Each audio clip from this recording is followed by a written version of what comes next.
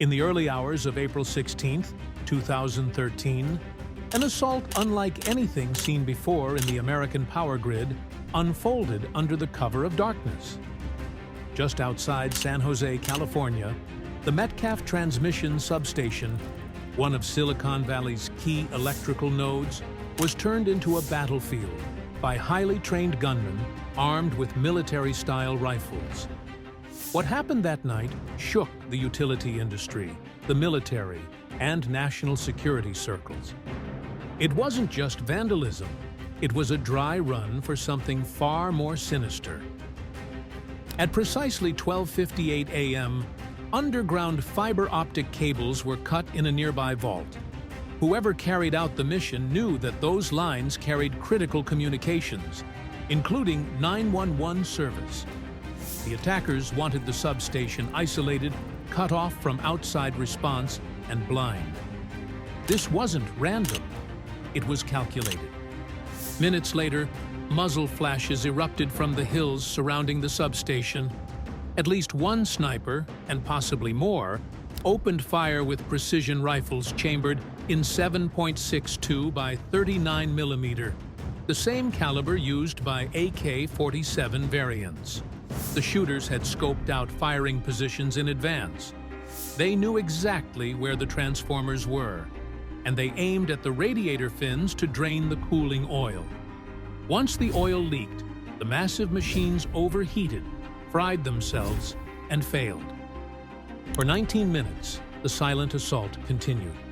More than 100 rounds were fired, each placed with care. The bullets tore through 17 transformers, one after another, disabling equipment worth millions of dollars. Then, just as quickly as it began, it stopped. The snipers melted into the night, leaving no trace behind. By the time police arrived, alerted only after power company workers noticed alarms, the attackers were gone. The only evidence, dozens of shell casings, cut fiber-optic cables, and the eerie sight of crippled transformers hissing and leaking oil. The power station itself didn't fail completely, thanks to rerouting by Pacific Gas and Electric. Blackouts were avoided, but investigators quickly realized the truth. This was no casual act. If the same tactics had been carried out against multiple substations at once, Silicon Valley and much of California could have gone dark for weeks. The FBI, Department of Homeland Security, and military experts swarmed the case. What baffled them was the professionalism. The shooters understood transformer design.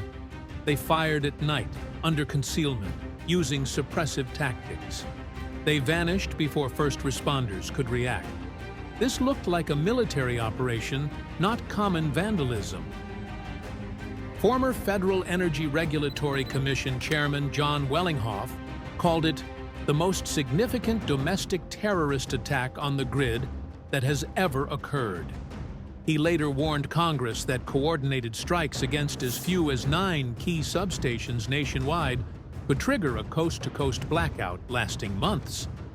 The Metcalf incident proved the grid wasn't just vulnerable, it was fragile.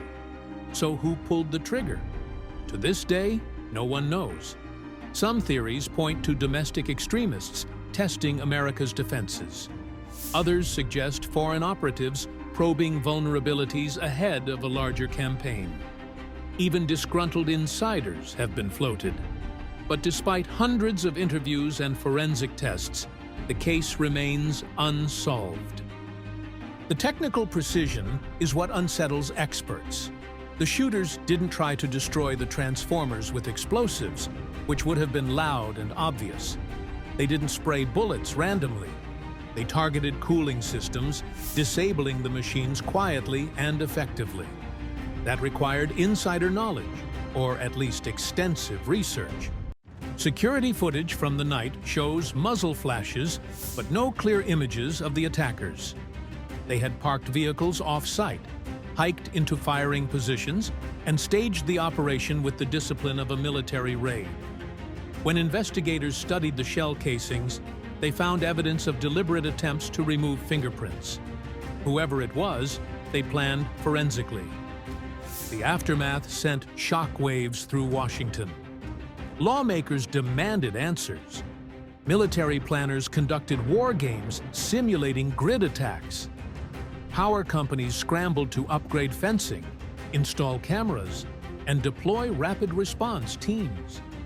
Billions have since been spent hardening critical substations, but many experts say vulnerabilities remain. Here's the chilling part. The attack proved how simple yet devastating such a strike could be. Unlike hacking into a digital system, all it took was a rifle, some training, and careful planning. They knew what they were doing. They had a specific objective. They wanted to knock out the substation. The attackers turned a few $1,000s of weapons and ammo into tens of millions of dollars in damages, and a near miss on catastrophic blackouts. Some analysts believe it was a test, a probing action to gauge response times and tactics. If so, the attackers learned plenty. Police didn't arrive until after the shooting stopped. No suspects were caught. The substation's vulnerabilities were obvious. In the years since, the Metcalf attack has become a textbook case in asymmetric warfare. Adversaries don't need missiles or bombs to cripple a superpower. A few skilled marksmen targeting weak points in the electrical grid could shut down cities, cripple communications, and paralyze the economy. Hospitals, airports, and military bases all rely on that power.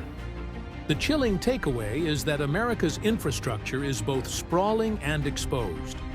Thousands of substations sit in plain view, surrounded by little more than chain-link fences. Anyone with a scoped rifle can see the weak points. The FBI insists it has no evidence the attack was terrorism. Officially, they've categorized it as sabotage, carefully avoiding language that might spark panic about foreign or domestic terror cells. Yet behind closed doors, not everyone in government buys that explanation. Military analysts, energy experts, and even members of Congress have suggested otherwise.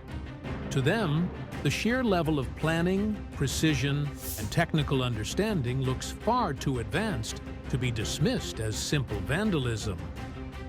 Anybody who knows about power systems knows that the grid is physically spread all over the countryside. There are a lot of places that are vulnerable. And that's where the unease begins.